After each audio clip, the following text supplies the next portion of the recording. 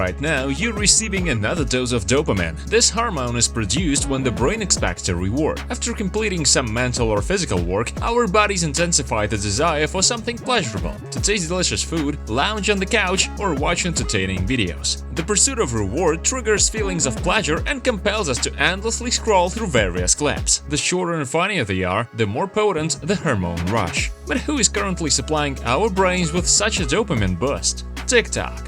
TikTok is the world's most popular app for viewing and sharing short videos. In less than 6 years, it's been downloaded over 3.7 billion times. Every month, 1.2 billion people watch TikTok clips, nearly 21% of all social media users worldwide. Facebook and Instagram took nearly a decade to gather an audience of this size. It managed to captivate the minds and hearts of multiple generations and achieved colossal success in a short span. Some believe that scrolling through TikTok leads to brain degradation, but others view the app as an excellent tool for making millions. But who's behind this social media giant? Why was it blocked in some countries? And why did a former US president want to get rid of the app?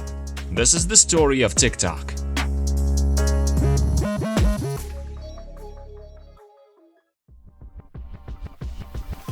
The name of the creator of the phenomenal app is derived from a Chinese saying about how you can amaze everyone on the first try. And that's exactly what happened. In 1983, in the Chinese province of Fujian, Zhang Yiming was born in a family of government officials. From a very young age, the boy showed a passion for learning, an insatiable appetite for information, and a strong inclination for self-improvement. While other children at the age of 4 watched cartoons, Yiming read everything that came his way, preferring science fiction literature and myth collections. In his later school years, he read 20 to 30 newspapers a week and dreamed of becoming a scientist. His parents encouraged his enthusiasm, subscribing to weekly scientific journals. But what he loved most were family discussions about the technological innovations in the country, because his father was a member of the local scientific and technical commission.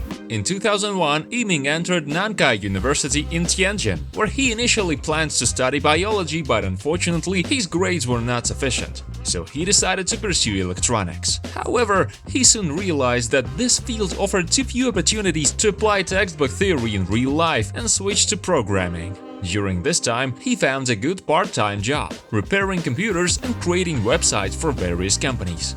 This earned him up to $430 per month, a substantial sum for a Chinese student at the time. After completing his education, in 2006, Yiming joined the tourist startup Kushun, a search engine for hotel and flight services. He was one of the first employees and began as a regular programmer. However, within a year, he was already leading a team of 50 people. 2 years later, Yiming was offered a job at a Beijing branch of Microsoft, one of the world's prestigious technology companies. But what he saw there was in no way consistent with his expectations. He felt stifled by Microsoft's corporate rules. Nevertheless, by that time, he had managed to earn enough to buy his own apartment in China's capital, Beijing. However, to buy the apartment, he wrote a program that collected all the available data on the Beijing real estate market from the internet and entered them into a database. From that database, he generated spreadsheets, performed calculations, and ultimately obtained the single optimal option with the address of his future apartment. From 2008 to 2012, Yiming worked at Fanfu, a Chinese clone of Twitter, and headed the real estate internet portal 99fang.com. He never got attached to his work because he believed it was his duty to try to create something more, something that anyone could touch.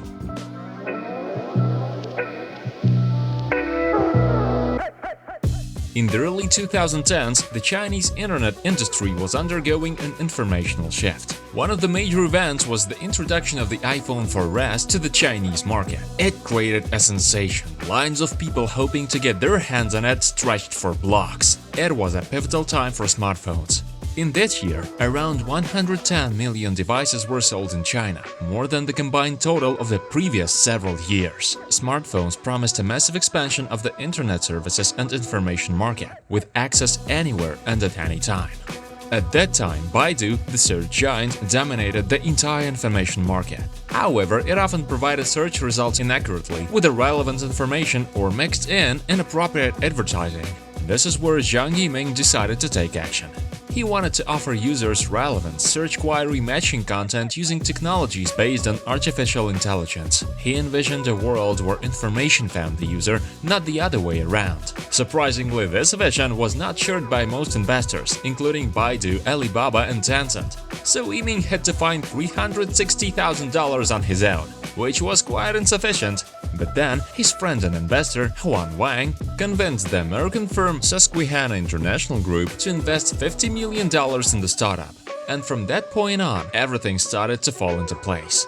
In March 2012, Zhang Yiming founded ByteDance and launched the news app Toutiao, which means headlines.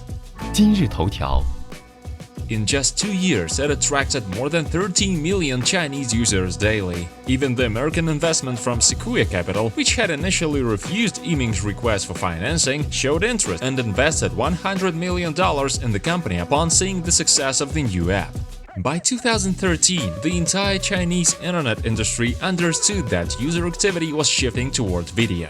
This trend was evident in the popularity of platforms like YouTube and those for creating short videos including Snapchat, Vine, Instagram, Dubsmash and Mindy.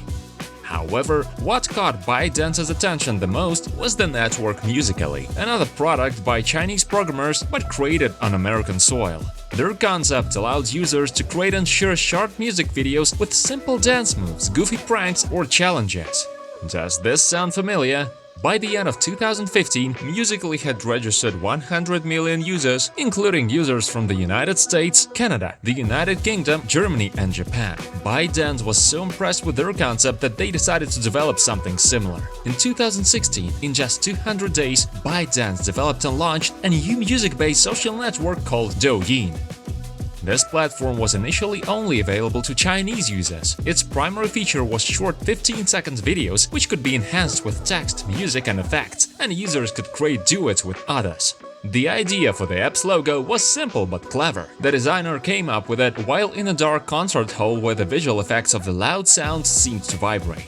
The black background perfectly highlights the accents, and the soft corners capture the essence of music. Additionally, the app's name is a combination of the Chinese words for shaken music, so the logo became a musical note shaped like the letter D.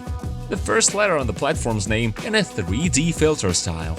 Initially, things didn't go very smoothly, as people wondered why Chinese users needed another app that seemed similar to others. This prompted ByteDance to take an innovative approach to advertising by involving college art students who were young, attractive, creative, and talented. At the same time, ByteDance's team actively created accounts on various video and social platforms and shared videos with the Douyin watermark.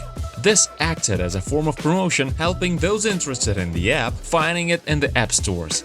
They also sought out popular individuals and celebrities on other social networks and paid them to create short videos featuring the app's logo. However, their greatest success came from sponsoring numerous Chinese talent competitors on television. ByteDance realized that the hard work of creators of good videos should be rewarded, and to do that, they needed to monetize follower acquisition.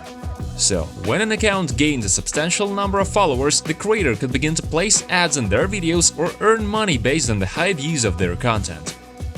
In October 2017, Douyin's daily user count doubled, reaching 14 million, and it continued to grow, reaching 30 million within 2 months. It felt like someone had infused the platform with a magical rocket fuel that propelled all key metrics into the stratosphere.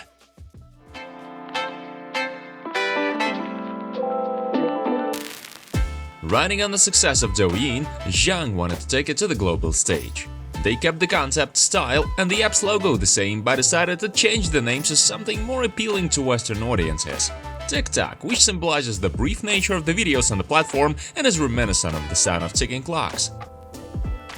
Some believe that the developers took this name from the popular song TikTok by Kesha.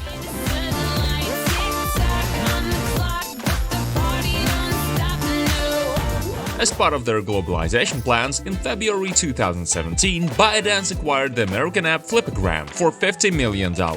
It had 36 million active users and allowed users to create musical slideshows from their phone's photos. However, ByteDance had to eliminate its main competitor Musical.ly, which was the source of the short music video idea. By then, Musical.ly had improved and developed the video show video editor, with 100 million registered users worldwide and 11 million daily active users.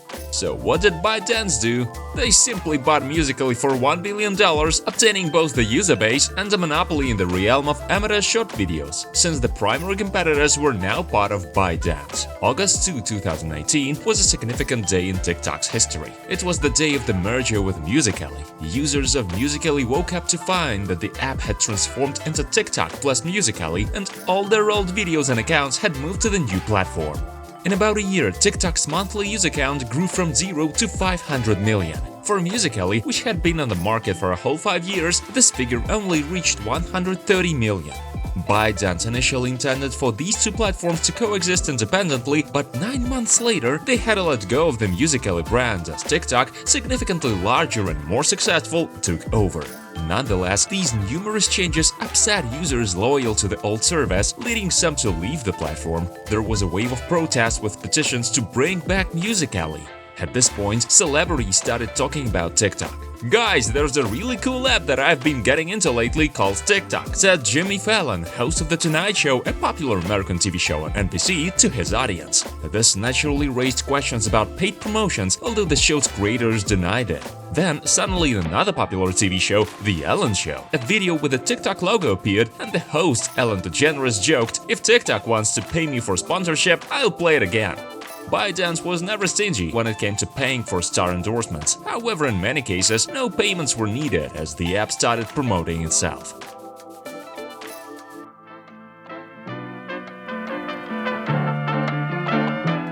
For the first time, a content platform from China managed to penetrate deep into Western culture and set a new standard for Chinese enterprises seeking to expand abroad. In 2019, TikTok reached its first billion downloads in experiment advertising. The first ad was for the American food delivery service Grubhub, which appeared between videos and was like a regular commercial. From November 2021 to January 2022, the app was registering more than 650,000 new users every day, which is almost 8 new accounts per second. As of this year, TikTok has been downloaded over 3.7 billion times, and on average, users spend 1.5 hours per day on the platform. Many famous stars and large brands use TikTok: Will Smith, Dwayne Johnson, Billie Eilish, Selena Gomez, Netflix, GoPro, Crocs, Marvel. The creators of short videos, TikTokers, record content on a wide range of topics: humor, dance, music, fashion, cooking, makeup, and even just goofing around in front of the camera. TikTokers even form groups and create TikTok houses, making the platform almost a way of life.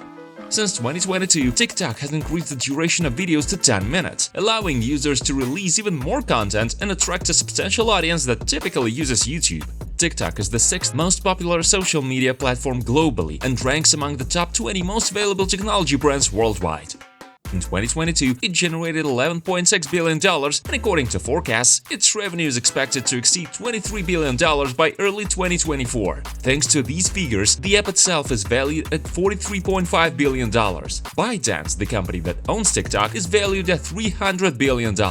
As for the creator of the most successful app, Time magazine named him one of the 100 most influential people in 2019. He has also entered the list of the richest billionaires in China with a fortune of $53.4 billion.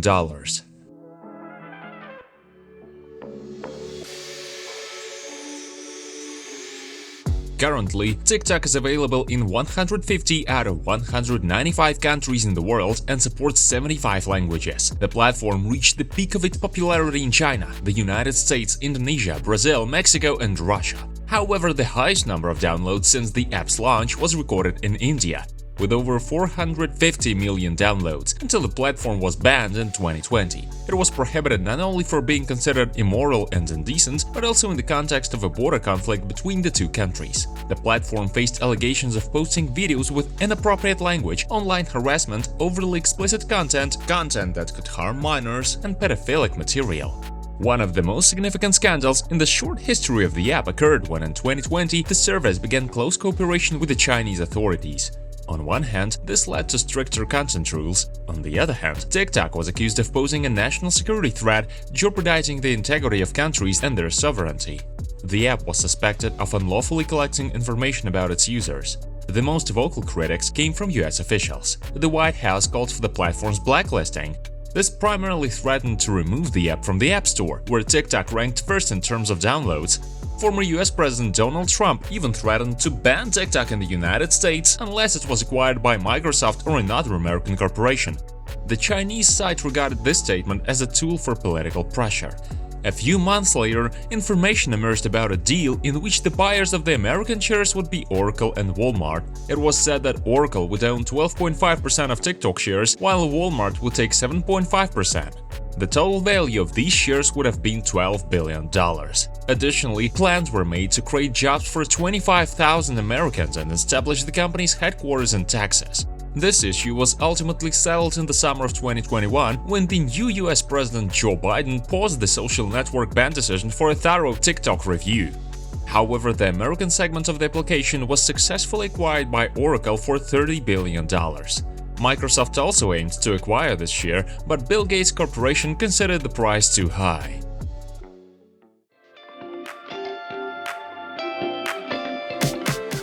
In its 6 years of existence, TikTok has encountered many global corporate giants. You've already heard about Microsoft and Oracle, but in addition to them, Twitter was in talks about integrating its microblogging service with the popular video platform.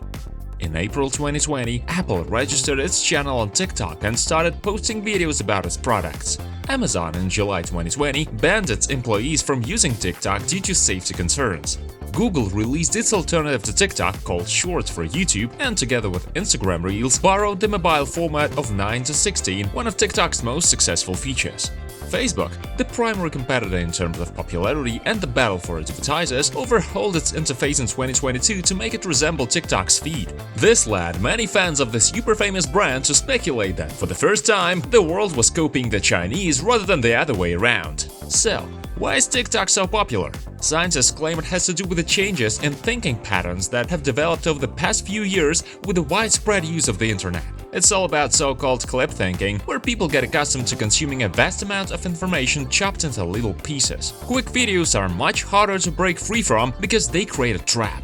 You think watching just one more video won't hurt, but in reality, we deceive ourselves and continue consuming even more content, spending more time on TikTok. There isn't much intellectual content on this platform. All the videos don't require any mental effort. The sillier and more absurd the video, the higher the chance that it will amass huge views and the creator will become a star on the platform. For those who create content and make money on it, TikTok is a tremendous advantage. But for those who waste their time endlessly scrolling through the feed, does this indicate a form of degradation? Who knows what the future holds? Will TikTok vanish like something fleeting such as Vine, or will it be with us forever like Facebook? But one thing is certain, the TikTok story will continue. What are your thoughts on this app? Share them in the comments. Don't forget to like and subscribe so we can continue bringing you great content.